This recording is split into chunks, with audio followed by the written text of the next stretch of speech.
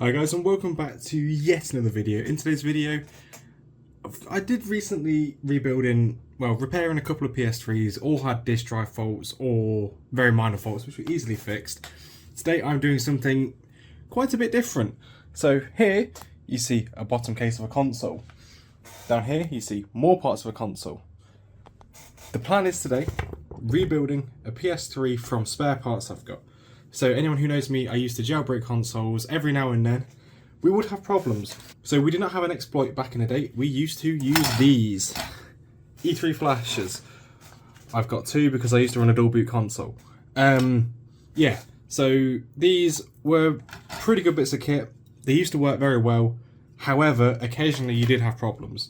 There would be odd system which wouldn't act as you want and it would accidentally brick the console. Once bricked, there are ways of repairing the consoles and unbricking them. However, for that, you need a valid a dump, which is relatively good. You don't always have that. Sometimes the console dies before you get a dump from it. Or, like on one of them, you knock a switch to patch the NOR with a different console's flash. Yeah, I hit the switch wrong. Should I have cleared the SD card first? Yes, but that's a different thing. So, I've got a load of spare parts for consoles without motherboards, so I bought this, which is, coincidentally, a motherboard for a console, specifically this case.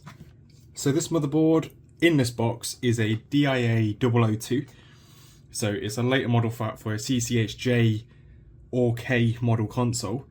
I recently found out that the CCHM has the 90nm and it's a DIA 001 motherboard.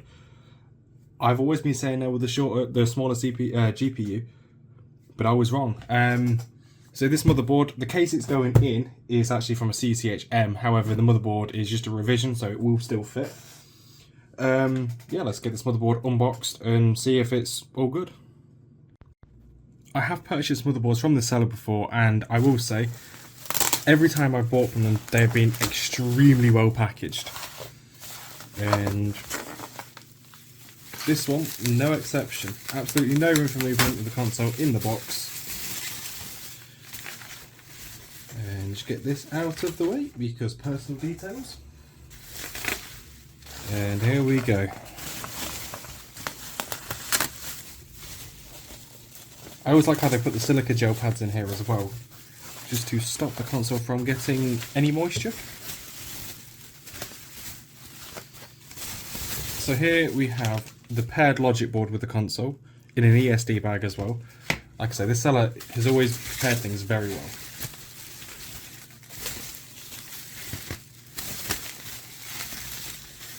And here is the motherboard, also in an ESD bag.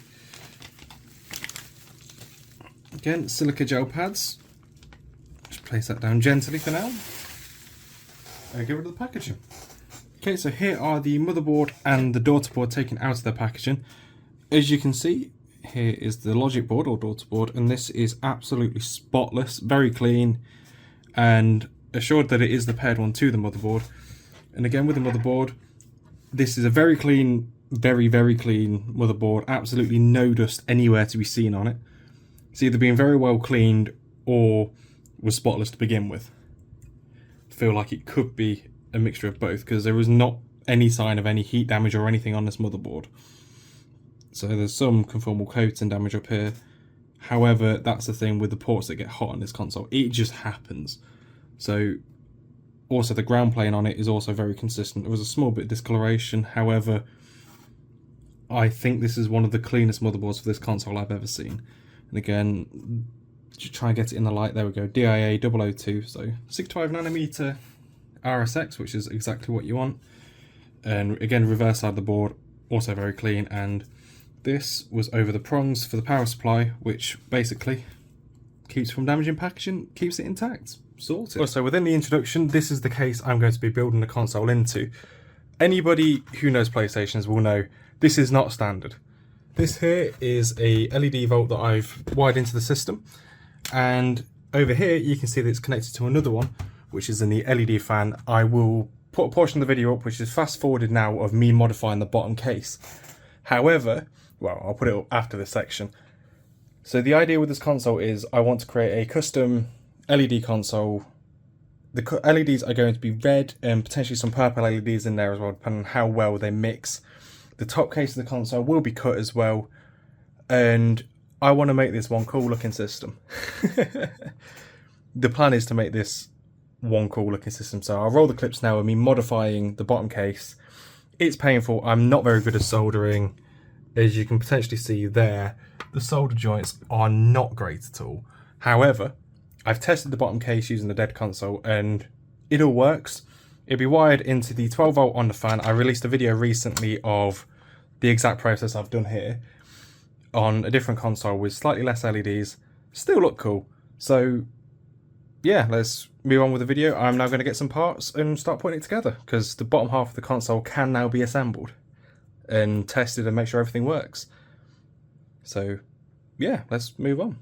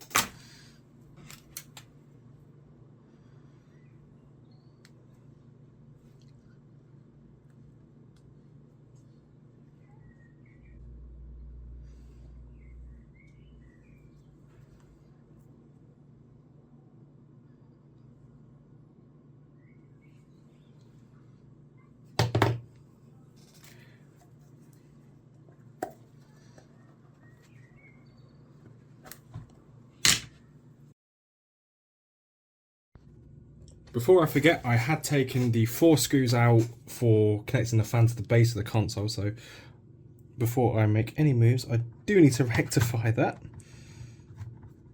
Again, using a manual non-ratchet screwdriver, because why not? This one might be awkward because of the wires. See, this is my concern. This is my concern with this console, because I've added wires. If these wires get trapped above any of these, then that's going to cause problems later on, because it's just going to trap and break the wires.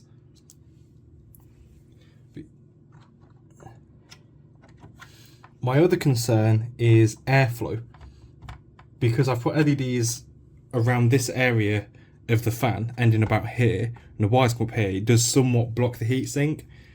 In fact, PS3s are not known for being the coldest running consoles on the planet. My other one, which I've done a much less aggressive LED mod on, does not show any signs at all of overheating.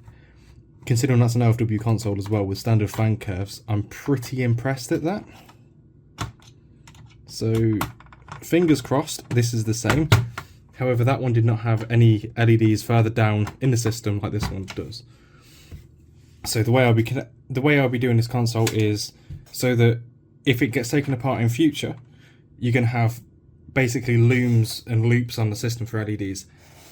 So this is the positive and negative for the lower console. So power comes in here, flows through to here,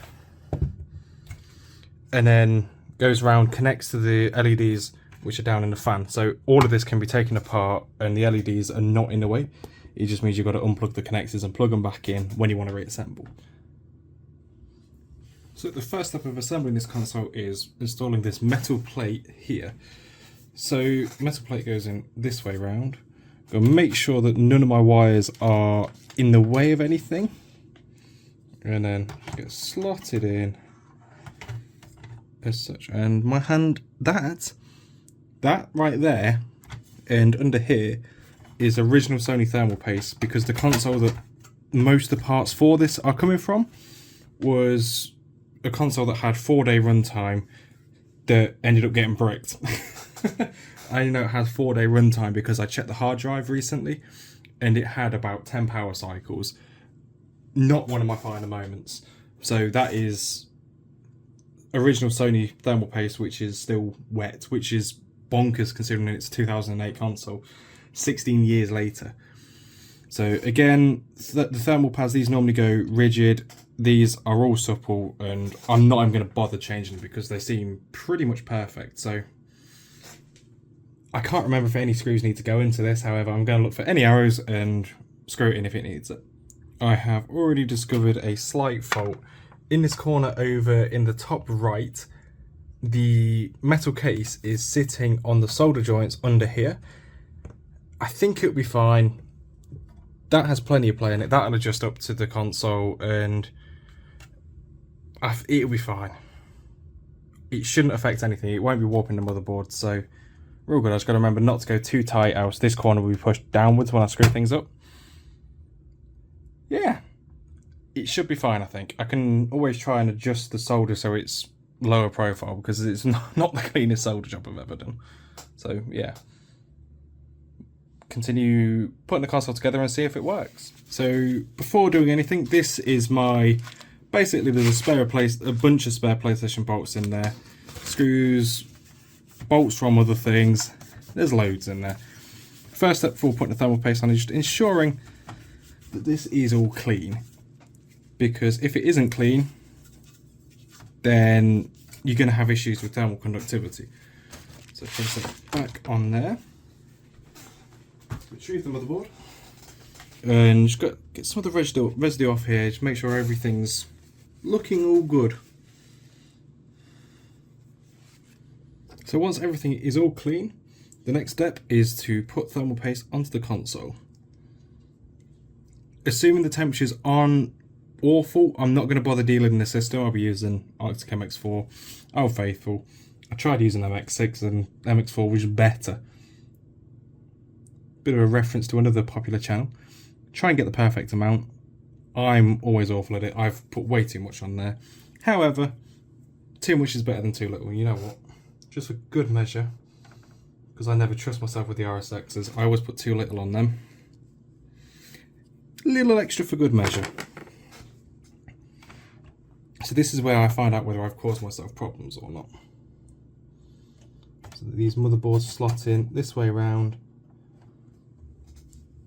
and sit down like such, and this one is not doing that. Quite why, I do not know. I missed that peg there and that peg there. I missed that peg. So the motherboard itself is sitting quite nicely. Now you need the metal top plate. Again, this is actually for the wrong system. This is for a CCHM, however it will work. It just has an unnecessary hole up here for the CMOS battery. And again, this doesn't seem to be fitting the best. But everything else all lines up, so we're Gucci. So next step is the fan clamps. So here I have the fan clamps.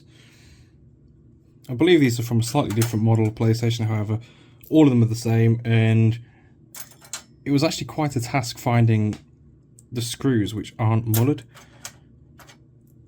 because these tend to seize up really badly.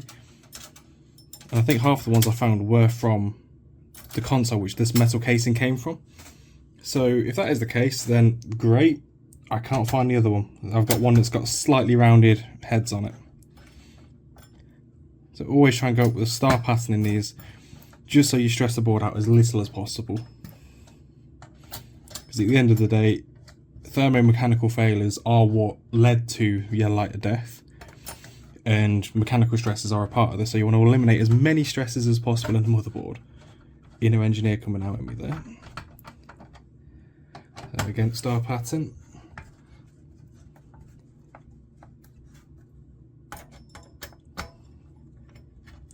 I am slightly worried here about the board sitting on this solder over here. But everything feels fine, nothing's contorted so far, and although this one definitely needs to be whacked down more than the others. And this is the one with the slightly rounded head. So I'm at the point now where I'm just going to bosh them all in.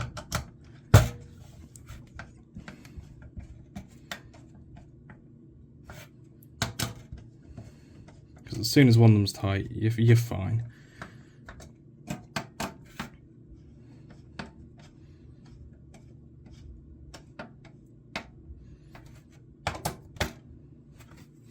Before I move any further with this console, I'm going to do a quick check just to make sure the motherboard and everything works. It just consists of plugging a power supply into it, turning it on, making sure everything runs. And then the next step after that will be the screws around the edge. Okay, I ran a quick 15-second power cycle on the console, all lit up. I didn't check to see if I got a video, however, it'll be fine. It powers on, that's all I needed to see. So the next step is to take the power supply off, which you do not see me put on, because that is not needed just yet, and to get the screws in around the edge. As for finding the right type of screws, I found some. There's probably more in there, to be fair. It's just my issue is more remembering where the screws go. I'm just going to temporarily unplug the fan again. I'm going to start with the ones that I know to be bigger screws. And I'm going to start with the one I know there's going to cause problems. This corner here, I feel like is the one that's going to cause me most issues. Because that's where the motherboard isn't sitting level. Now it's pulled down quite nicely. Those wires aren't trapped. The solder is still connected. I'll only know whether that's caused any problems later on when I plug all the LEDs in. So fingers crossed it doesn't. So I'll start with each and every corner.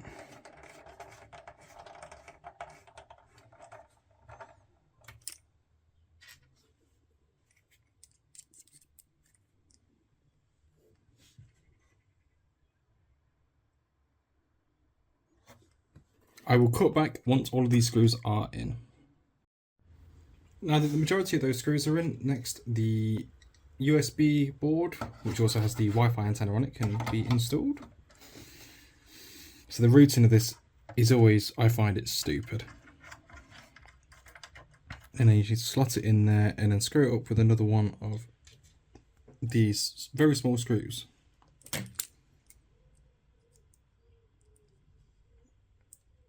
I've always found these screws unnecessarily fiddly, and I always tend to round the heads off for them.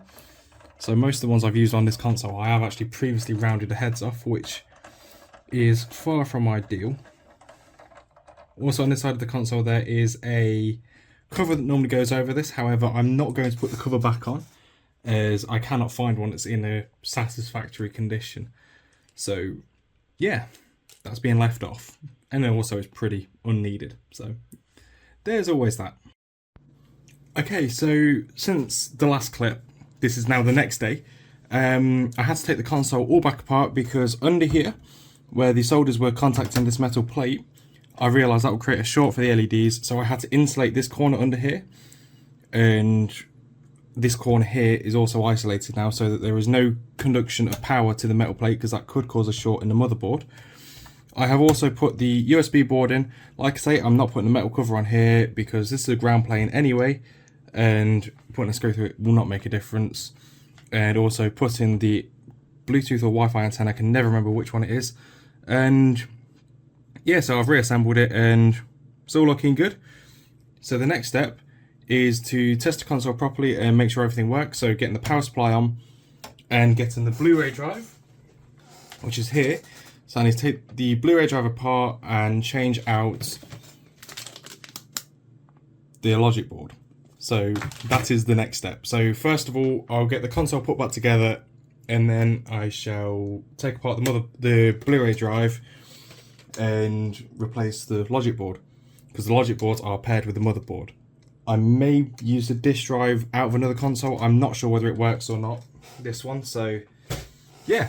So I'll cut back in a minute and do a fast forward bit of putting this console together more to test it.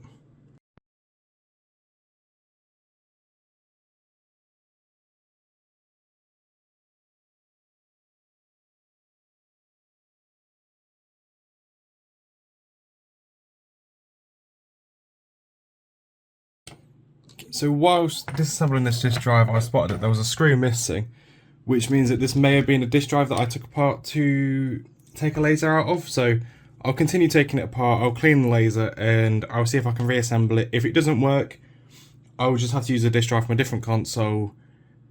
So, I mean, I'm going to continue using this one because I've already started disassembling it, and I've got to take it apart another console to test otherwise. So I'll continue taking this console apart, change the logic board over, and continue from there.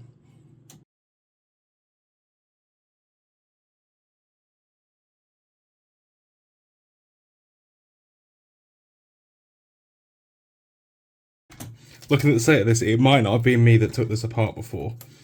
So this may have been dismantled by somebody else, because I never muller these that badly. That is annihilated.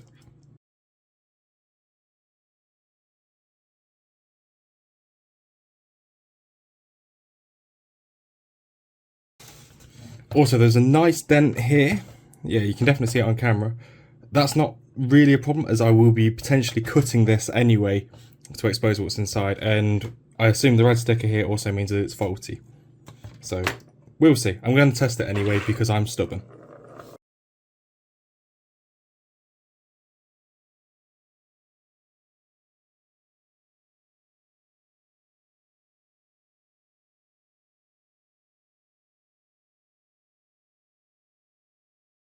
Should also be worth noting, I do know what console this is from. This is from a CCH KO3, which I have, which is Yellow Light of Death. So, I remember that one, which is good.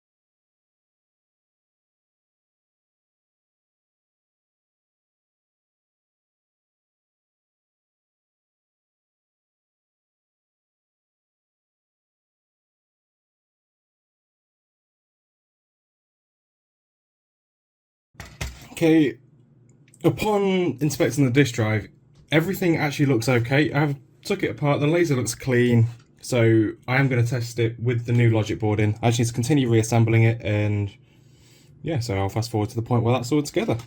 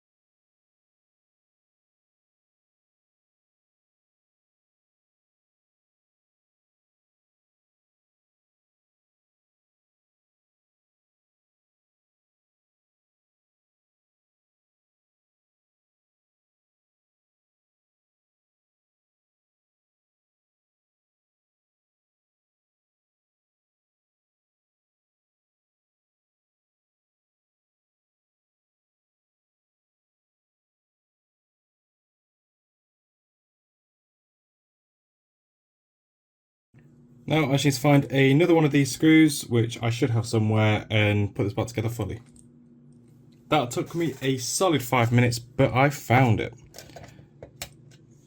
Just in the Chinese tub of screws, there was one in there. There was only one, and I found it. And that is screwing into nothing.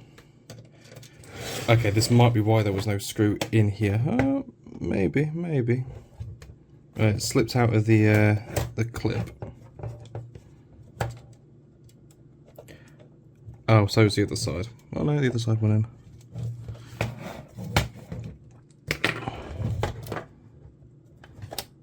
I've got a feeling I'm going to absolutely ping that screw accidentally. Right, there we go.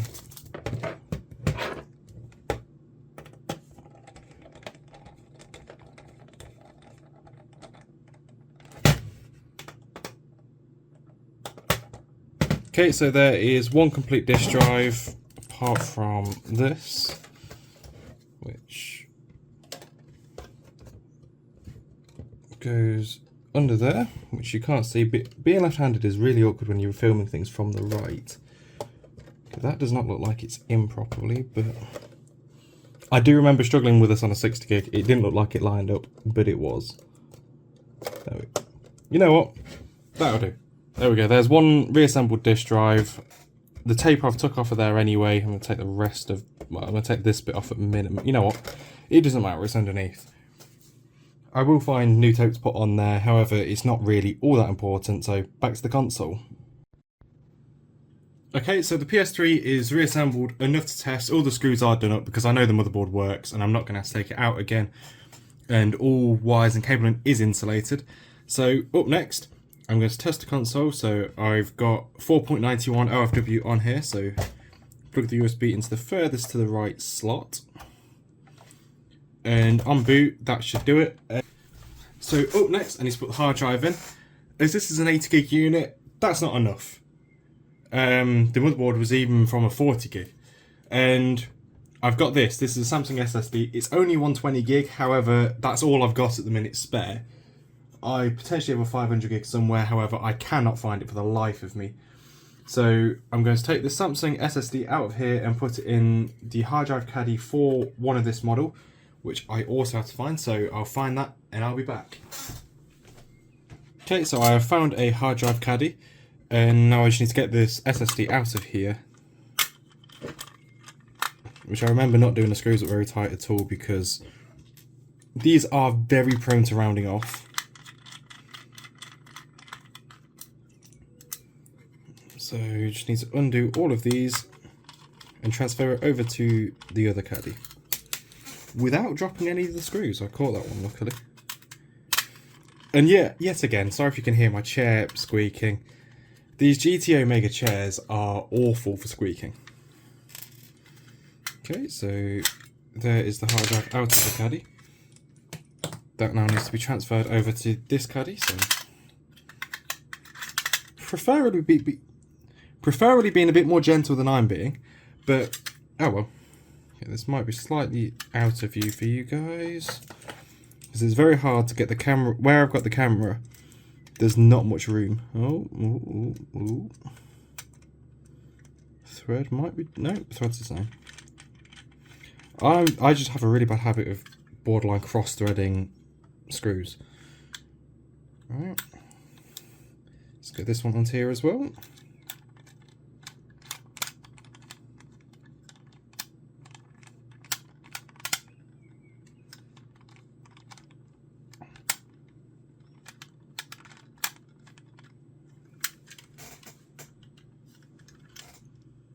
Okay, so here we go. I've got the hard drive, well, SSD transferred over to the correct caddy for the console.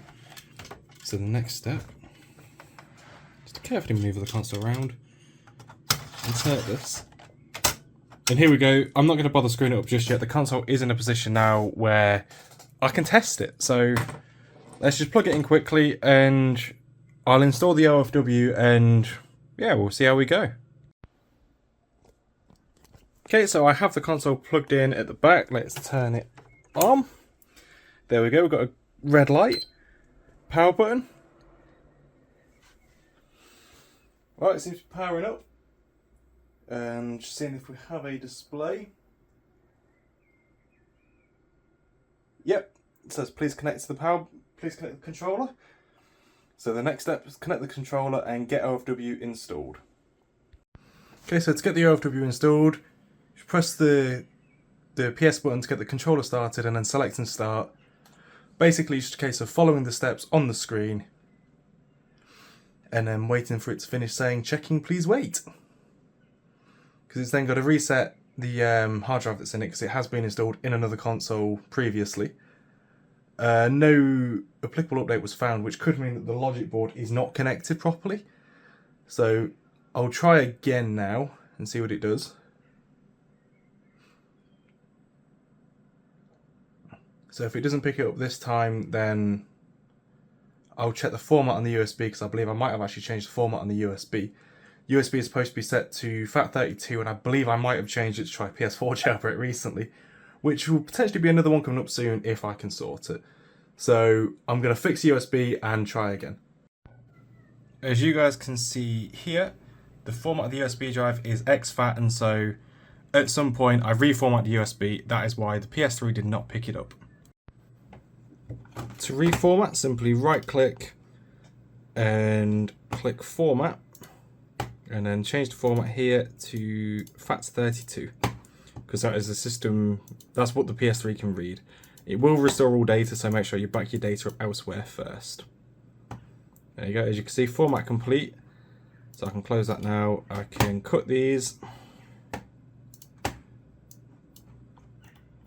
and then paste them back onto the USB drive, which might take a while, and then transfer it back over to the PS3, and that should be sorted. Okay, now that I've reformatted the USB drive, let's see if it will work this time. Again, select and start. And the console will check and do things. Yep, he'll do it eventually. I don't remember these consoles being so slow.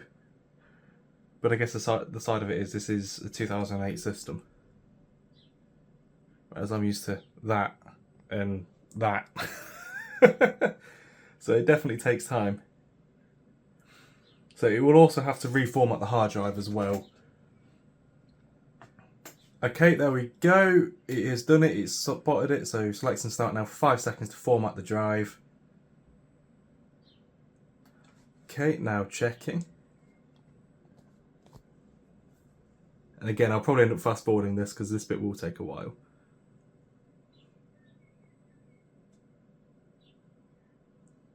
After this phase, I should be able to use the capture as well, so no more recording this with a phone.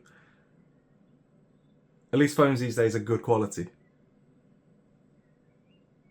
And checking, please wait.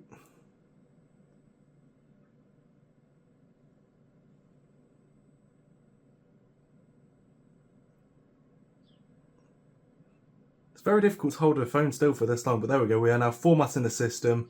So I'll fast forward this and cut back when it's done.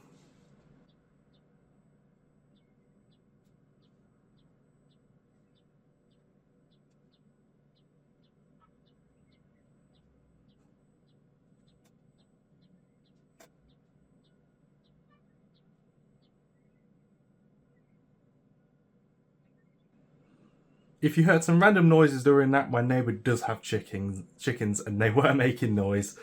So yeah, any random noise you heard then, don't blame on me, that's my neighbour's chickens. Okay, so you're now going to want to follow what it says on the screen again. So PS button, and let the console go through the update. And my controller automatically clicked all of them then. Because it's one of the ones that does all the jumping things. I've dropped it as well at the same time. So now checking for update, please wait. There you go, you just want to follow through this, and then, again, my controller pressed that button then. No. Okay, you want to click accept, and then you want to click X. And the console will update, and I'll cut back I'll fast forward, and then I'll cut back when we are on the XMB.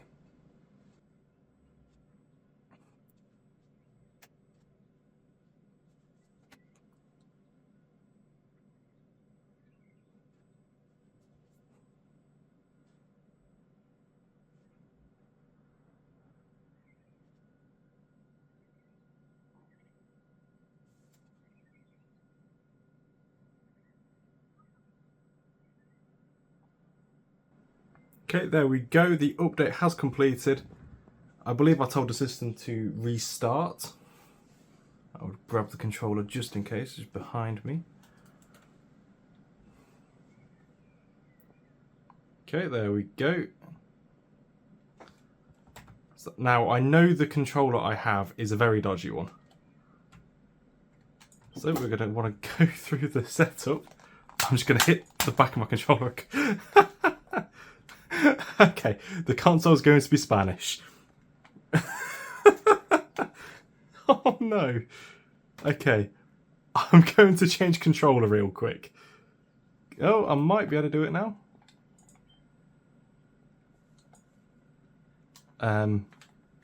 Maybe. Okay. Yeah, I'm going to try and turn this controller off before it does anything bad.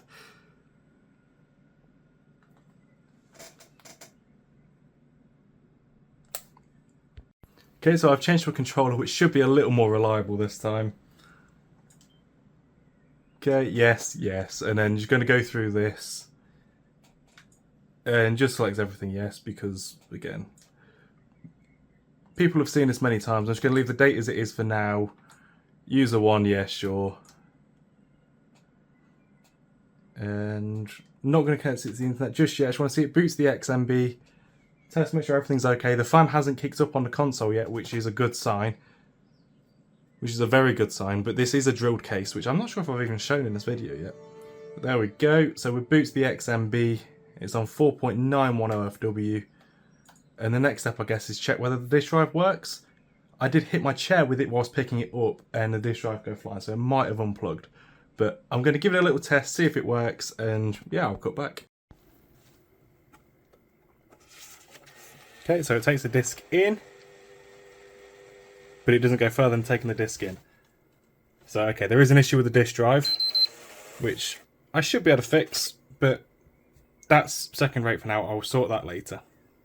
Okay, so now that I know that the system works, the next step is LED modding, which for the top case will clip into these connectors here, and fingers crossed, will look good, because I tried to do it in another system, which I'll put on screen now, where it shines through these vents here, which is what the red LEDs at the bottom here are for, and I'm going to try and replicate that on the top case, whereas the last one I put it down the side here where the disk drive is. It didn't quite work. So the next phase is modding the top case with the LEDs, because I already did the bottom case earlier with LEDs in the fan and in the side. So yeah, fun times.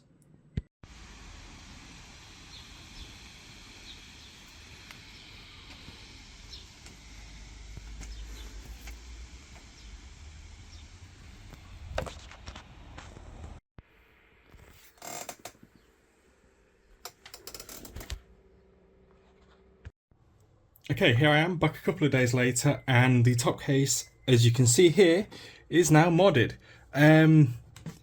Yeah, I went a bit overkill. I'm sure we had to put better pictures, but my soldering is really not that great. I had to melt the case here to sink the wires in. Covered these ones up, but I will put pictures of them ones in because they're actually quite cool. I just bridged two of the solders, and yeah. This bit up here is a mess. I could have used a shorter wire there. However, I didn't think of that at the time because it was early morning when I did it. So yeah, it's a mess, but it works. And the finishing touch for this is I'm going to use the original one of these for now. This may get changed later down the line because on another video I wrapped one of them and I still have that around. So that's potential to be used, so let's get that back on. I can't really do that on camera because it's fiddly and I've obstructed one of the hooks. So I'll cut back when that is on. Okay, so now that that is back together, it's good to go on the console. For now, I'm leaving the fascia silver. However, as I said, that may get wrapped black. And yep, so to talk more through the LEDs that I have done. So all around the cutout, as you can see there, I've put LEDs, and I've also done one here under these little lugs which should shine down in the vent at the front of the console. So yeah, overall there's a lot of power. I haven't actually tested it yet.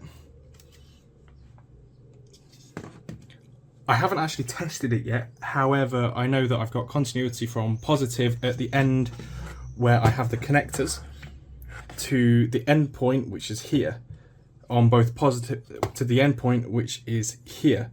So both positive and negative have connectivity, which means theoretically the console should be all good. So let's get the console together and test it. Yep, okay. I just spotted that this solder point here has broken.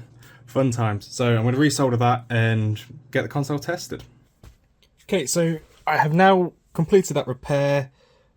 I won't lie to you, the repair is very dodgy, so I might change the positive, well, I might change where I'm connecting to it to this side, where I have pads that are actually in one piece, because it torn the pad off. I'm hoping it still works. I cannot be bothered to go get the multimeter to check it. So now the plan is connect everything up, make sure that the top case works, and that the console all still functions as it should. So make sure you connect these the right way around if you LED mod your own console. Positive to positive, negative to negative.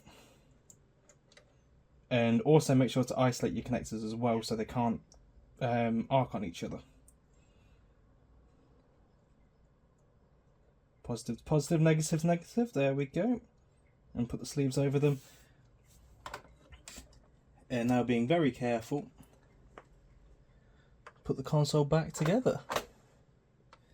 Making sure to not trap any wires anywhere where they're going to be screws or anything, which in itself is not an easy task. So I'll cut back once I've got the lid on properly. Okay, so this time I managed to tear one of the pads off yet again to a point where it was completely irreparable. So what I've done this time is I've changed where I've soldered them to, and I'm now going off of this one. So everything should still work the same. LEDs being LEDs, as long as the current runs the right way, you are completely fine. So before I do anything, I'm just going to check that the console still works. Make sure that these aren't touching each other, because that will cause the console to have a fit. Okay, so there we go. We still have power, and the disk drive has a disc in it. And another modification since last time is I have chopped the top of the disk drive out and cut the front of the metal plate out so you can still see that, and everything basically still works as it should. It should still exclude dust from outside the console, and as this shows, the console is still working as it should. There is, I don't know if you can see by the reflection on my hand, there is LEDs underneath. Actually, I can just do this now. You can see the LEDs in the fan area of the console. You won't see them as well at the minute. So now I'm going to switch the console off, which will take a while. And as soon as the console is turned off, I will turn it off at the back of it as well. Okay, there we go. Wait till the power's gone. And I'll plug the LEDs in at the top and see if they still work. Which I'm currently struggling with because I packed the wires right down there.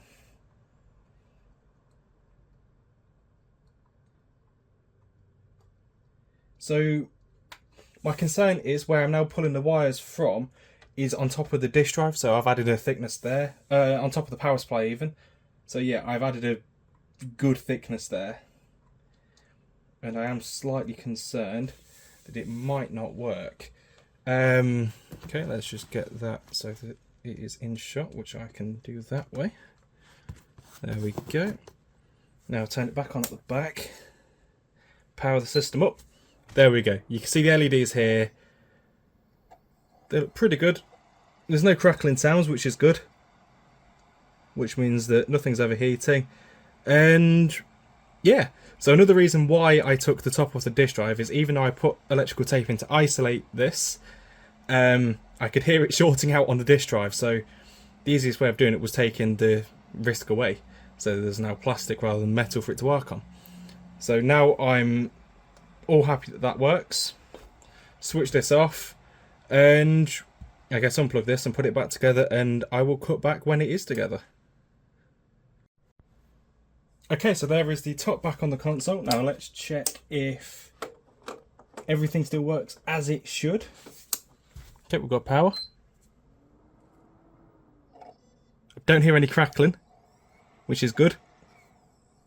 Just make sure the disk drive ejects the disk still, because I have been messing with geometry.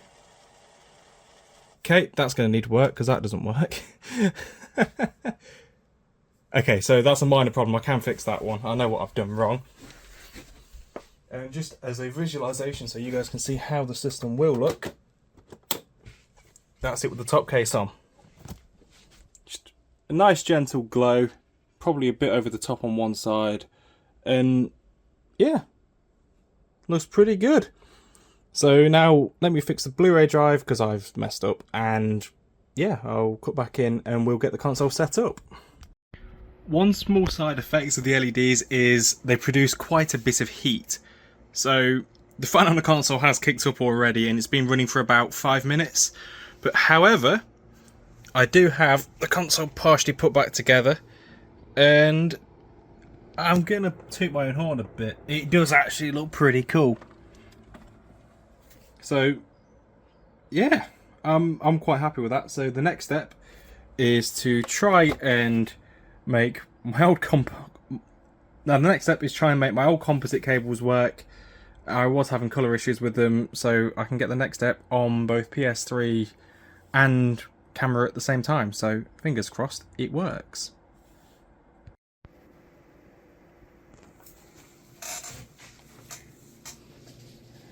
So upon editing this video, I realised I didn't actually give a proper explanation for what happened. So this video is now going to be split into 3 different parts. So the first part is the one which is just here, assembling the console and getting it running. The second part is going to be repairing it, and the third part is going to be jailbreaking and setting up. So the reason why I'm saying repairing is because if you look here and across the top case, there is waves on it. And if I slide the case off, yeah, see my reflection, even on the inside you can see marks on it. Excuse the dog barking. If I zoom in here as well, you can see melting marks. So what happened is in this corner here, again, that's where the temperature was. And there's a short here which caused the LEDs on this section here, across here, and here to go dark. And when they went dark, they created a lot of heat and melted the top case, and that this salvageable, that not. So yeah, I guess I've got a lot of work to do. Thank you for watching this video. I shall see you in the next part. Thank you and goodbye. Hi guys, and welcome back to part 2 of fixing and modifying a PS3. This is the second episode where I'm going to be fixing the mistakes I made. So at the end of the last video, I basically shown that I'm going to have to fix here because the joint I did here was awful and I think could have been shorting, and here there is a visible short where the negative is touching the LED, and this coincides with a part here which you can see where it got very, very hot. Oh yeah, that angle's better. So you can see here it got very hot. Down this edge here, for some reason it got very hot as well.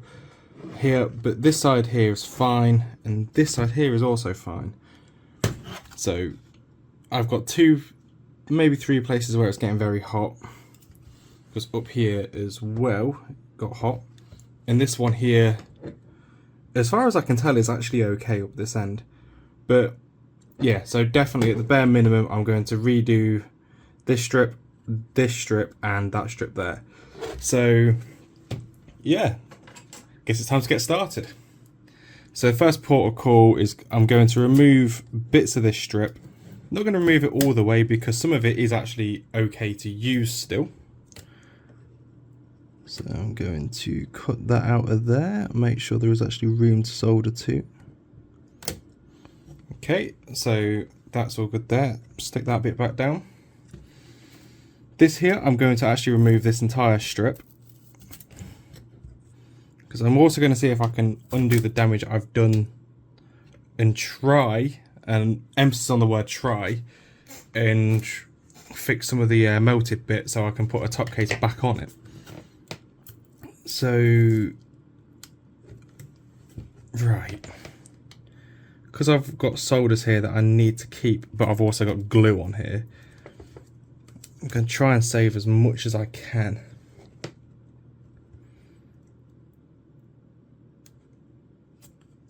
Because if I can get this strip here out without needing to remove this one, that means that one then can be kept. No, it can't be kept because of this here. No, I'm just going to snap the solder off because I'm not going to be using these strips again. I'm just going to snap the solder joins off so I can remove these. Which, yes, you can see on here that the LED has got very hot. I'll zoom in on that if I can. I'll get a picture and zoom in. And this one here same again, just snap the solder joiners off because that is no good, and neither is that one. So again, I'll do the same here, just because I tried to isolate them by putting a a sealant on them. It's not gone that well. Yeah, so I guess my next protocol is trying to flatten this back out so I can have one strip, join it all the way across from there to here. And what I'm going to do is I'll bridge it with solder so I don't have to do any wires, which would be easier. And this bit up here is from a different strip, and I connected it to the negative of one, so the negative of this one and the positive of that one. Whether that caused a problem, I don't know, but yeah, these bits are going in the bin, and I'll cut some new bits out and stick them back in, and I guess fix that bit as well. So back in a second. Okay, so I've sourced a new top from a different console. Again, this is going to be slightly out of order, it's covered in dust and stuff, but in the light, I'm going to have to change the angle of this. In the light, you cannot tell that the case is melted. It might be different, for instance, if you look when there's a light. I might get away with it. I might get away with a slightly melted case. We'll see, but yeah, it's a pain to get on, but when it fits on, the gaps on it are okay. So, I mean, if I get away with that, then that's good. And since I have also removed material from here, so I should be able to get an LED strip to sit across there and solder join it in there. So yeah, I guess start cutting LEDs and solder, and try and also clean these solder joints up as well. Get all the solder off of them and also seal them, and yeah, try again. Okay, so off camera I also removed this bit here, as I worked out that this, I can actually bridge this here with LEDs because there is actually enough of a cutout in the power supply. Separated these wires, which I'm going to do properly, and I'm going to make sure that they go to the same USB, the same LED this time. So I'm going to have one strip in there, one strip across there, and join them here as I've done with this one here, if I can. So first port of call is working out how long the USB, I keep saying USB, work out how long the LEDs need to be, which I've still got a reel here. I bought a 5-meter reel when I originally did this. So again, positives, positive, negatives, negative. I'll sort this out when I cut it. So I can actually go up to the end there, but I can separate it this end as well by pushing it that way. So I'm actually going to go all the way across with this one, which would mean that I'd need to cut it on, again, you probably didn't see a lot of that, cut it on that one there, which I'm going to do off camera because I cannot reach in.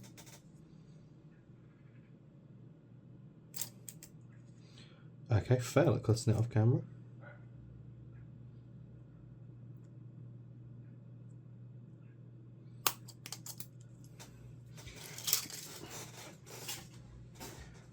Wow, that actually took me 2 attempts at cutting that. So this one will slot in here.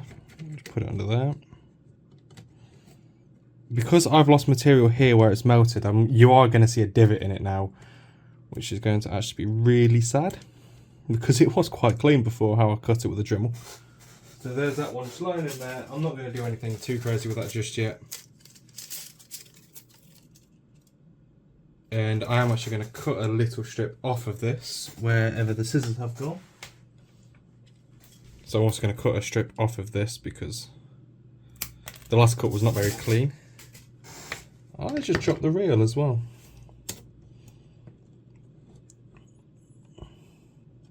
So I'm going to cut this one there because that works out pretty well with the rest. See, these scissors are they'll either cut or they won't.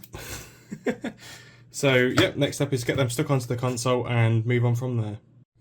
Okay, so I don't know how much of this you guys will be able to see, but it's now a case of taking the blue backing off of here and sticking it to the console. Which, again, taking the blue backing off is not easy when you don't have nails. Also, my hands are quite big, so doing a fiddly task like this is not always the greatest thing to be doing.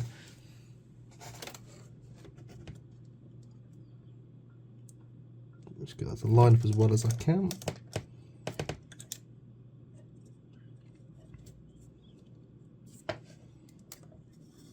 Just press it down. I'm hoping that where this LED goes over the little dimple, which is now in a plastic, you might be able to see it on camera there. I'll try and zoom in. If it doesn't make a difference, I'll leave it out the edit.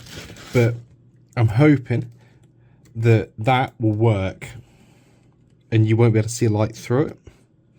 So my only concern now is I've got to connect these back down there. I was hoping to have the join here because the wires just about reach, but I'll cross that bridge when I get to it. Just make sure this all sticks down. My other concern is if it was the flux which caused the problem, because if the flux I use is conductive, which I don't see why flux would be conductive, then that's going to be causing my issue, and that will be why things aren't working. So because I end up melting a path in there, you might not be able to see it, you can just see it. It just looks a mess on camera. But because I melted a path in there for wires to go through, I'm going to try and smooth that out a little bit so I can stick LEDs over it. So the plan is to get the LEDs as tight to it as I can. So I might have to go, I'll find a way of doing it, but I've got to avoid anything being trapped. So like that would work. That would work quite well. So I'll solder this join in over here. I've got to try and get that stick down properly as well. So I'll solder this join here, and I'll cut back when that, well, I'll cut back when I'm doing that, because I'm going to try and get it on camera. It's not the easiest thing to do, but I can try, because I'm left-handed and I need to feed from here, and I've limited room because my monitor's there. Whew. Okay, let's give this a try. Okay, so while I've got my soldering iron warming up, I'm just going to apply flux to both of these. Flux, again, I've not checked whether this is conductive. It shouldn't be, but what it does, it helps the solder do its thing, basically, and stay in one place. So bridging it over both, it'll melt when I use the solder anyway, so we'll see if I can do it. And again, you guys are not going to have the best view on camera, but hey, I'm just restarting this stuff, so it doesn't matter. I'm used to more using a screen capture to record. Okay, so there is actually old solder on here, so I'm just going to not touch the soldering iron. Scrape much of that off as possible. Right, just get a solid amount of solder on here. Again, I've probably gone way too hot with it because I've gone maximum temperature, and I just dropped my solder. Okay. So my aim is just to try and get solder on one of the pads first. Again, that's gone like a cold solder joint, which again, so when solder goes dull, that's a cold solder joint, and just reeling this solder back up because I need more. Yeah, when I dropped this, it went everywhere. So yeah, you don't want a cold solder joint.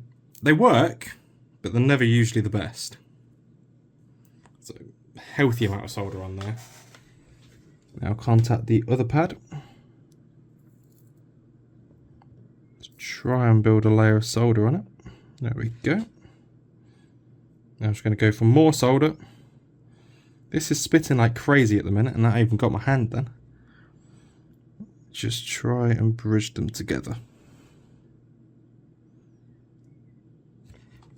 Which, I'm going to toot my horn, I'm quite happy with that. That looks pretty good. Now I've got to do the same for the negative. So I'm just going to bring it closer so I can see better what I'm doing. So I understand you are supposed to do this with wire, however, when it's 2 points, it's negative to negative. It's easier to do it this way. Sometimes I know the easy way isn't always the best way, but it's solder. It conducts and it forms a solid connection. Okay, it didn't actually spit at me that time. Again, there you go. Try a little bit more solder on there. Now a bit more solder on the soldering iron.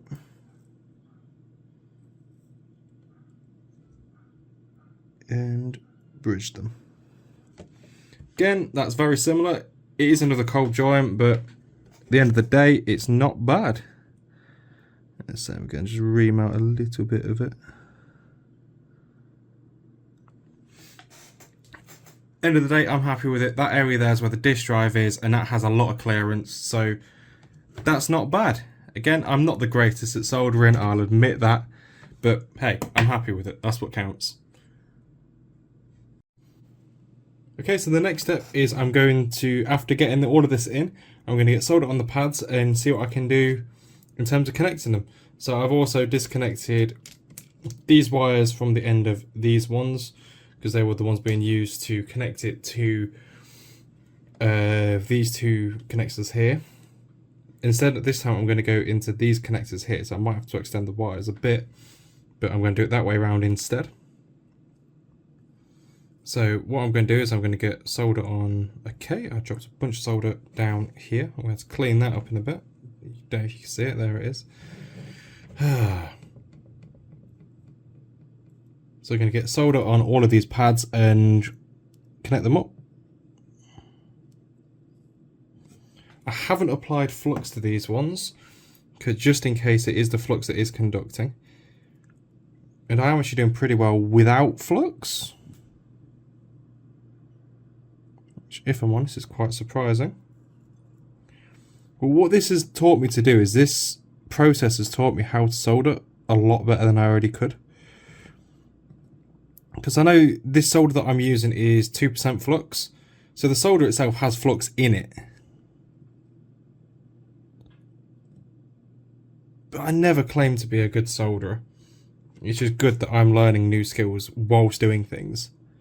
Okay, this one here, I just want a bit more solder on that one because there isn't a lot. And same for the other side. Okay, so the next step is to get the jumper wires made up so I can connect them and move on from there. So it'll be positive to positive and negative to negative. You probably won't be able to see, but it's crisscross again on this one, and yeah, so I'll cut back when I'm soldering the wires in. Oh, and before I forget as well, I'm going to get some solder on these pads here, because this is where I'm going to connect the LED strip, which is just off screen. You can see it here too. So I'm going to connect it to there this time instead. Just going to drop a big ball of solder on it.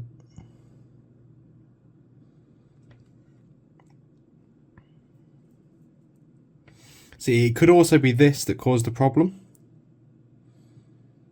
This could have caused it to draw too much current and therefore create more heat, which is what I am slightly aware of. I'm slightly concerned that that could have been what caused the overheating. Okay, yeah, flux here definitely would have made a difference. Because they are not pretty solders. But it will do for what I'm doing. So yeah, I'll get the wires made up and cut back when I'm ready to solder again. Okay, so I'm about to solder the positive wire on here. I cannot get it to a position where I can both see and the camera can see, so I'll get this soldered on and then I'll be back. Okay, so excuse the solder all over my desk. This is the finished repaired product, should I say. This over here is now a lot cleaner. There is no overlap.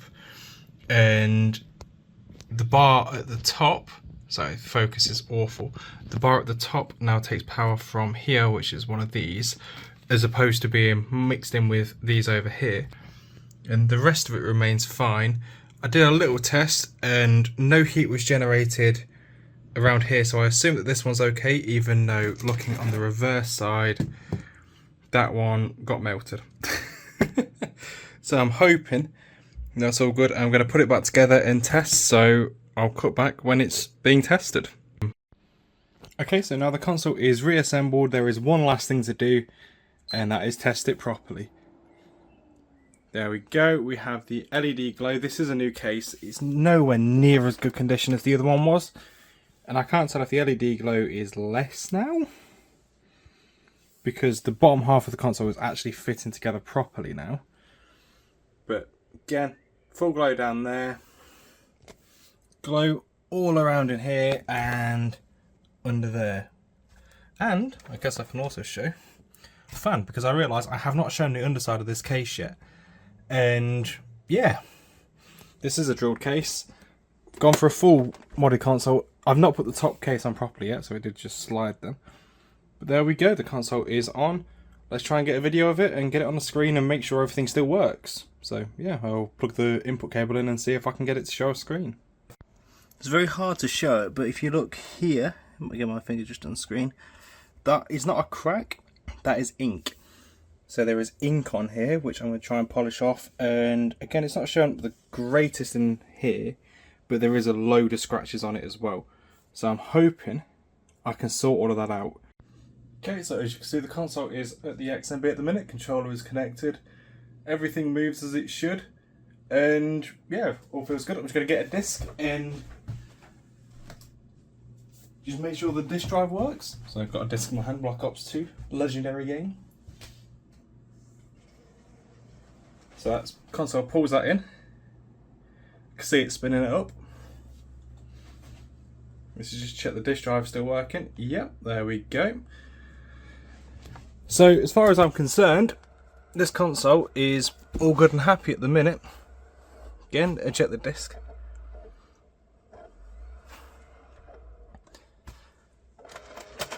See, this is the satisfying part with having the exposed disc drive, and because it's under desk, my phone camera is actually struggling to see, but hey, it works. So the last things are them two bits of that down there. That's all it will take now to get that console back together, and yeah, so it all works. Just going to power it off from here, turn off system, okay. We get a light flashing, it should shut off in a second, there we go. Console fixed. Okay, so the next step will be jailbreaking the system and getting it set up how I set the consoles up. It's been a long while. The firmwares I used to use are no longer around and no longer usable. So yeah, time to play some good games on it. And who knows, I may install the games I'd install on. So yeah, thank you for watching. I shall see you in the next one. Thank you and goodbye.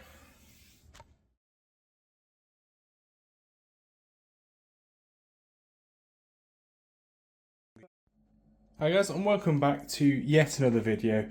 This video is going to be the third and final part of this PS3, which is the LED modded system, which you can't tell at the minute, but I've got it sitting on the kitchen side at the minute, because from here you can actually see that the top, it has vertical scratch, well, yeah, a scratch across it, where it's been sat in my console graveyard, and ink, I think, on it. It's overall not good condition, but before I set the console up, my plan is to polish it, because I have my polisher over there, and polish there.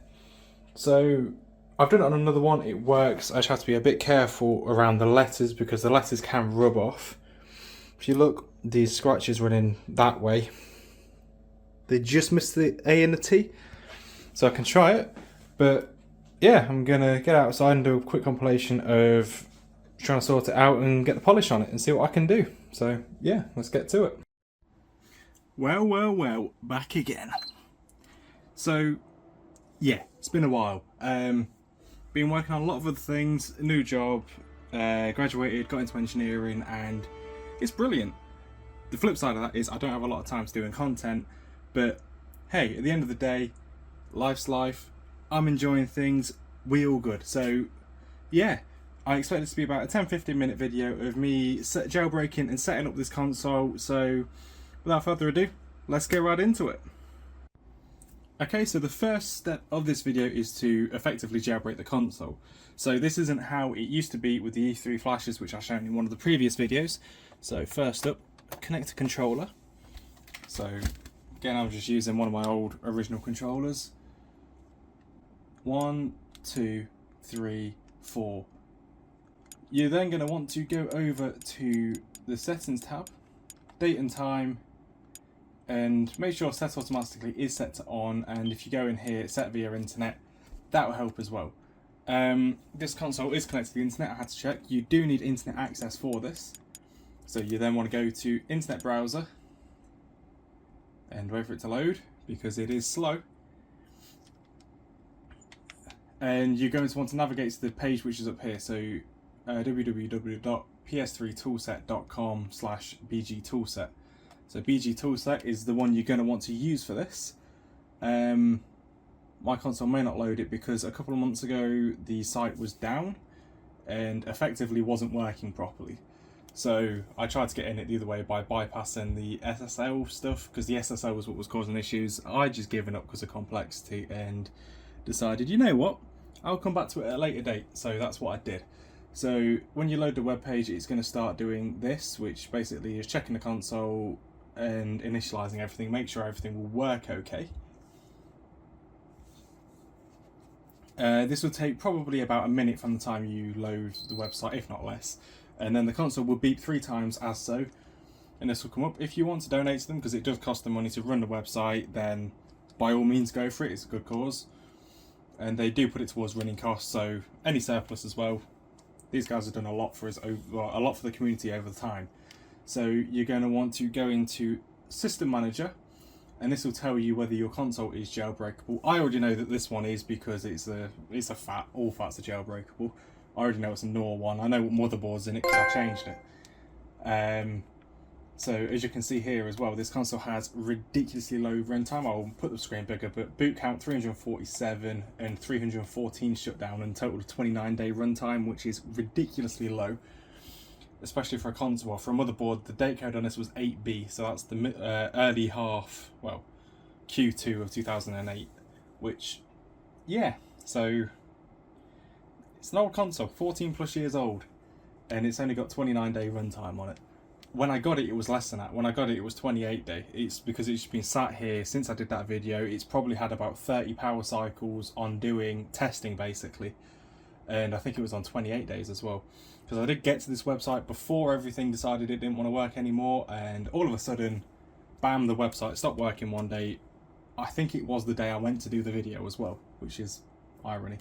So for this, you are going to need a USB. Again, I'm going to use the USB that I always use for this sort of stuff. And you want to plug it in the furthest to the right ports. This only has 2 ports, so the bottom one which charges in, top one which that's in. You can see the red glow as well from the LEDs. I went way overkill with this. Also, while in here, I thought as well, I may as well just look at the error codes, because if anyone remembers when I was doing the LEDs, I had a shorting problem, which basically meant as soon as the console powered on, it powered off instantly. And the fault codes and the date stamps don't seem to reflect that. 23, 2018, 2016, all of them 1001s, which I think are just turned off at the back. 2013 the same, 2010 the same. So this console really didn't have a lot of use. I assume all of these ones here are either it's not had enough fault codes to fill these up, or they could be from the short I had, because I did do a lot of random testing. But hey, everything seems good so far. It's a good motherboard. Temperatures are actually pretty shit, if I'm honest. I'm going to put it bluntly, the temperatures aren't great, because the LEDs in the fan area are getting hot as well and causing problems there. They're not melting anything and they're working fine. It's just they're different LEDs to the ones up top, and these are dimmer since I put the console together properly because everything's clamped down. Who knows, I may be able to fix that, but we'll see how the temperatures are when the console's jailbroken and whether I can do anything to make it run better. So I guess now let's jailbreak the system, and yeah, let's get to it. Okay, so the first step of jailbreaking a console is this page. Well, right at the top here you have flash memory. You want to click that, save flash memory backup. You're going to want to select the USB that you plugged in. So if you plugged it in the furthest to the right, it'd be dev_USB 0. So you're going to click that, save it to root, click save, and the console will now start saving it. I think this is normal for this to take a minute or so. I've not done this for a while from memory. It could be the case. I think the NOR systems are fast at dumping, slow at patching. NAND consoles are the other way around, so they're slow at dumping, fast at patching. So yeah, there we go. Once all of this is done, you want to unplug your USB and plug it into your laptop, PC, because you are going to need one of them as well to verify the dump. So close that menu and over to the laptop. Okay, so what you are going to want to do is you are going to want to go to a PS3 dump checker. So in my case, I should have one here somewhere. Sure, let's go into this folder, see if there's one in here. Okay, so drag and drop your dump right there. I've already got a dump here. I actually don't know what console this is from, so I'm going to create a new folder. Just call it new folder, it's fine. And drag that dump into the folder. And I've got a lot of folders open. Okay, so USB 2. And there is the dump, just dump from this console, and where it says drag and drop your dump, you drag it there. And then this will go through it and make sure that everything's okay in the dump. I was expecting the MELTR, whatever it is. I was expecting that to be showing errors because I was expecting it to be for an older version, but it isn't. So that's all good. The dump here is perfect. Don't have to worry about it. So I can unplug that from the laptop and back into console, ready to patch it. And whilst on the laptop as well, install your CFW. I'll insert a clip here how to do it. All you need to do is download the firmware you want, which for this you're going to need a 4.91 KEX software, so CEX.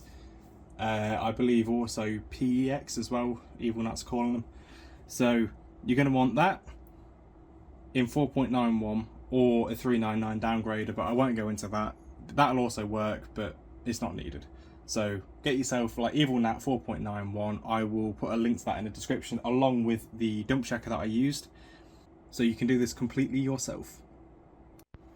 So once you have verified the dump of your console, you now get to patch it in effect. So what you're going to want to do is make sure your controller's connected. Mine wasn't. Click on Flash Memory Patch, and then you want to click on Load Patch via HTTP and let that do its thing. This shouldn't take too long. Depends on internet connection. It should take in the range of 20 seconds. Although mine's already saying 13 seconds and I'm at 30%. Maybe a little bit more, we'll see. But you want to let this run its course. And this one, if your console freezes or crashes on this one, it's not too much of a problem. It's not going to cause you any issues. However, to do this next step, you want to make sure you've got a stable console that you know is reliable and you know won't crash on you. So one of the reasons why I wanted to do a bit more testing with this, because I don't want to dig my E3 flasher back out to try and save it. Although, because I've got a good flash on that USB drive, I can save it if anything does go wrong. So you want to click on that again, Flash Memory Patch again, and now Apply Loaded Patch. It will warn you here that you can brick your system, so like I say, make sure you've got a stable console before you click yes. And basically now you want to put your controller down and let it do its thing. Let it run.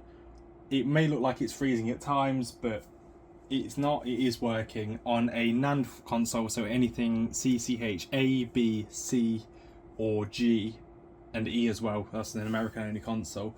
So A, B, C, E, and G, they'll do it quick. Anything other than that, it will take ages. So you can only jailbreak certain consoles as well. So all FATs can be jailbroken, all early model slims, unless you have one that's MinVerCheck of 3.60. If it's 3.56, I think you can get away with it, which doesn't stand to reason, but they don't have the patched MLDR2, whatever it is, because it's that coming on the 360 consoles, whereas the 356 ones, so they don't actually have to be ever go on 355 to be jailbroken, which still breaks my head, but hey, it works. So 57 seconds in plus, and it's still chugging away. And because this is a NOR console, because it's a later model, well, it's a DIAO2, it's a mid-fat one, but it's the reliable fat. I might do a video at some point as well talking about which is the most reliable PlayStation consoles, because these will actually be quite high up there, because there's not a lot that goes wrong with them and they're pretty easy to fix. As long as you've got the 65nm RSX, you're not going to have any reliability problems, realistically. People say that the neck caps can cause problem, but they're not really that bad. I think I heard some somebody say somewhere that they can get up to 620 days out of them with the console running at 70 degrees, which in my experience most will run below that, and effectively this one's got a lot more than that. So there we go, it has completed. Now you're going to want to click close out of that, and now you're going to want to close out of the browser. And once you've closed out the browser, you're going to want to restart the system. So I'm going to do this manually by hand because I can. And I'm going to restart it in a very funky way. You don't have to do this, it's just... So when you're jailbreaking a console, one of the things you want to make sure is you don't have a disc in there. While most of the time it won't make a difference, there will be a time where it does make a difference and certain things happen. So I think it was a case of certain games, Black Ops 2 being one of them, I think that you have to be on firmware 4.2 or later to play. So it was only really an issue when you're on 355. I've just been scarred from them days. So you're now going to want to click PS button. So once you have your firmware on the USB as shown, you're going to want to come over to System Update, Update via Storage Media, and there you'll find your firmware. You're going to want to click OK, so X on OK, or circle if it's a Japanese console. Yep, accept. And start. So this will start the update of the console, and I'll fast forward this so you guys see. You might have to click X on a couple of things like I did, but basically as soon as it goes past this, just let it do its thing and it will chug along nicely.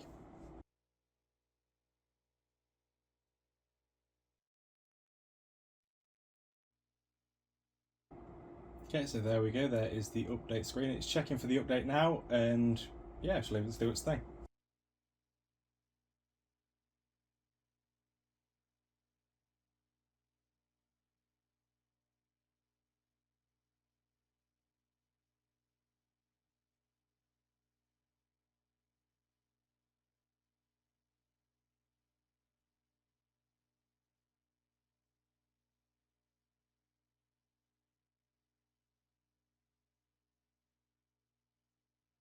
Okay, there we go, it just jumps the finish line and everything's restarting, so my capture's having a bit of a seizure.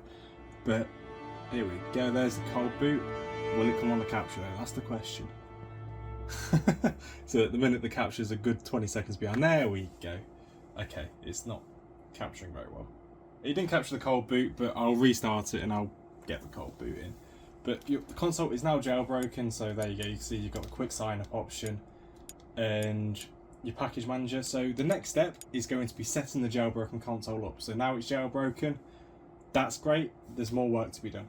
So you want to go into package manager. I also have some package files on here which I can share over with you guys. I can put it in a quick download link and install package files, package directory, because I've got them in there. So the basic ones you're going to want to install are Multiman. So always a must. Multiman is always a must. It's good. It's the only file manager I've ever used. Always used it since I've been on a jailbroken console, and it's great. You can do whatever you want. So the next one, package directory again, is you're going to want to install CCAPI. Make sure you have one that is compatible with your firmware. Always a very quick install. What else? RetroArch, again, it's just one I typically put on consoles. It takes a while to install, but it is worth it. It does let you play retro games and emulate stuff. It's one of them, like I say, I've not really used it much, but it's there to put on. Normally, if you're doing consoles to sell, it's one you put on because that's what people buy them for, emulate retro games. So it helps with that. And there we go, it takes a while. Yep, so the next one, this is one that I always put on console as well because these have Cobra mode, which allows you to run Webman. So I've got a, there we go, Webman mod. This is always good. This is allows you to control the temperature of the console and all of that good stuff. And load games as well. So I always used, ever since it was a thing, I used Webman to load the games. Before that it was Irisman, and straight away as soon as Webman was a thing, I just changed over to using that because it was one less homebrew you had to use, so less risk of getting banned if you were going online. And yeah, good times. Is there anything else in this file? Again, Maxman mod, so I'd install that if you want to install mods on games, IDPS set, you don't really need that. I'm not going to include it in the thing. That's more of a thing for like 4.46, I remember a firmware it was used on to change your console ID. You can now do that through Webman, so that's not really a problem. PS Ninja, it's old and outdated. I'm going to install it on this console for nostalgia's sake, but you do, I think it's L2 triangle or is it R2 triangle, and that does the exact same thing but better. Yeah, toggle QA, again, you don't need that because these consoles now have it in the things, and just as a show that it is the same console. PS3 usage, there you go, same console, one more cycle on it and whatnot. Let's see what the temperatures are. I'm genuinely intrigued to see, ooh, 79. That CPU is running toasty. Like I said, there is a chance I might have to do the thermal paste again on this console because 79 degrees is on the warm side. I'm not going to act like it's not. So I'm going to install Webman mod. This is going to make my fan go absolutely ape, but I'm going to hold L1 for full edition, so click X on it and then hold down L1. System will reboot, and then the power light here will flash yellow on boot. Again, this is going to play all kinds of havoc with my capture. I'm editing this one, is going to take me an absolute age. Like I say, there we go, the fan is going to go berserk now, because this is going to be the console trying to catch back up with what it's doing. So I'm going to hold down L3, R3. It's going to bring up the FPS thing, which you can see on the right. This will also tell you the temperature of the console. 77 degrees at the minute. 64% fan. Ooh. 69, nice. Not nice for my ears though, so this console is definitely going to have more done. Whilst this is stopping itself from being an oven, let's install Webman as well, because Webman, yeah? Multiman's what I mean. This is sounding all kinds of... I bet you guys are struggling to hear me as well over this. So Webman, in the old days, would require an install. I can't... there we go. Yes, I can't remember if it still does, but it does. Webman Quickie for almost 10 years. It's over 10 years now. That fan is getting obnoxious. It's at 80%, but it has cooled the console down. So the fan should stop going. So, yeah, like I say, File Manager, PS3 root, this is where you access all your files from. So whilst we're in here, I'm going to do a little thing and hope the fan starts slowing down. It is doing, it's now 78. So, I'm actually going to get out of this. I can't remember how to get out of this. You can tell it's been a while. So you're going to want to go into here, right, just enable that one. Go back into File Manager and close out what I've already opened. So open the USB, and I've created a custom home screen thing. I did this way back in the day. Still useful though. So you now got dev_blind in here, VSH, etc, I think. What the hell? Nope.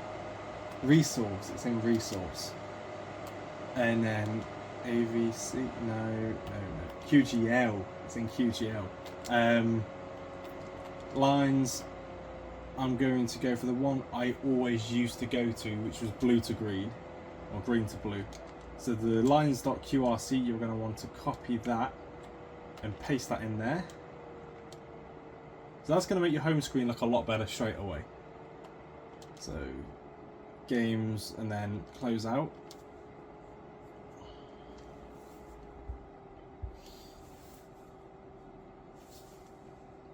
There you go. So your home screen now looks like that using that lines package, and that lines, I've always used this. It looks so good.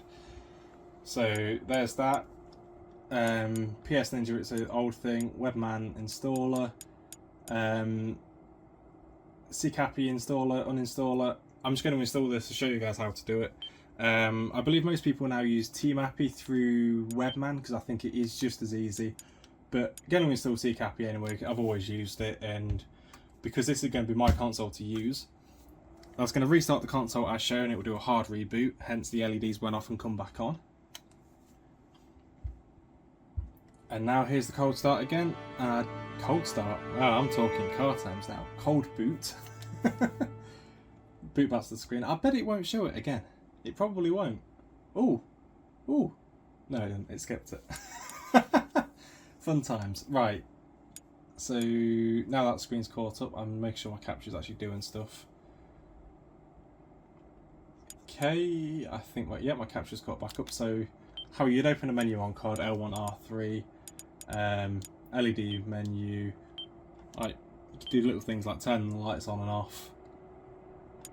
There we go, light off. My fan is ramping back up again at a rapid rate.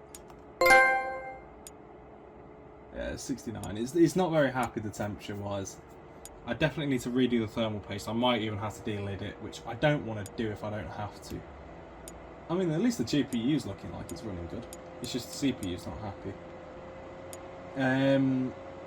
But yeah, that's it as far as that side of it goes.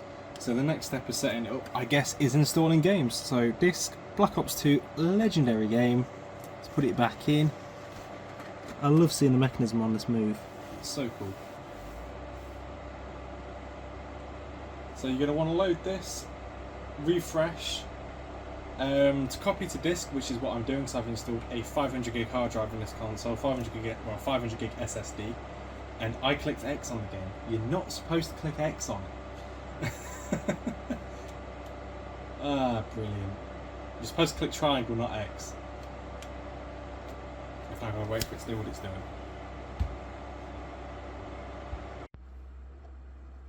Okay, as it turned out there, the console actually crashed. Fun times. There we go, reboot it again. Another chance of seeing the cold boot, whether the capture will pick it up or not, I don't know. It's still black when I'm saying this. It kind of did. Like I say, I will try my best to match it up to what I'm doing with what's going on. So yeah. So don't click X on the game, that's not smart. So back into Multi-Man. What I was trying to show was how to install the game. So to install the game, you're going to want to hover over the disk. You can also do this from a hard drive. I've copied most of the games I normally play to my hard drive. So you're going to want to click X on refresh. And get ready for the fan to go ape again. Oh, I changed the font then. That's what I wanted to do. And you know what? It's not even showing the game this time. The joys of jailbroken consoles. Nothing works when you want it to. Hopefully this will work this time. You gonna do it? There we go. You're going to want to click triangle on it, and then you're going to want to click copy, and then copy to dev_hard drive 0. That'll copy it to the disk drive. There you go, from BD-ROM to internal hard drive. Click yes, and it will give you a time, and the times are pretty accurate on this. This console has an SSD in it, so hypothetically should be quite quick, but because I'm doing it from BD-ROM, it'll be slower. And yeah, I guess just time to let this fast forward, and I'll be back.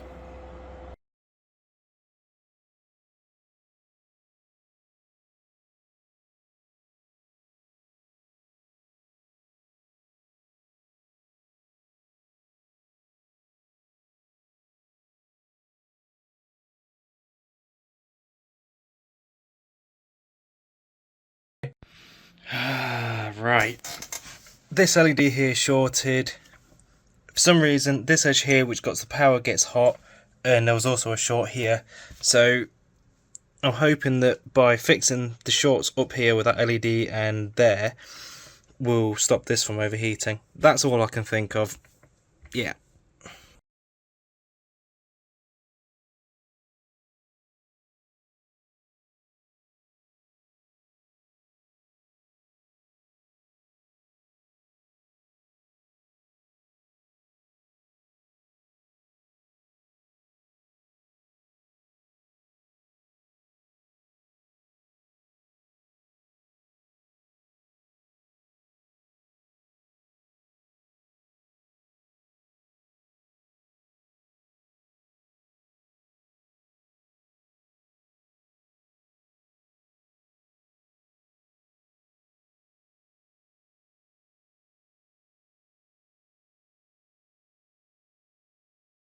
Well, it's been a while.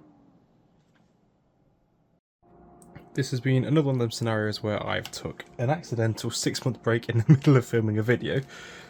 Yeah, basically once you've got your games installed, you want to update your webcam, which this has done. For some reason all of my icons don't load anymore.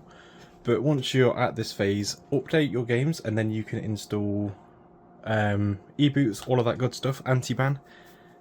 And effectively, that is your console setup. There are a lot of other little things that you can do, such as avatars, comments and whatnot.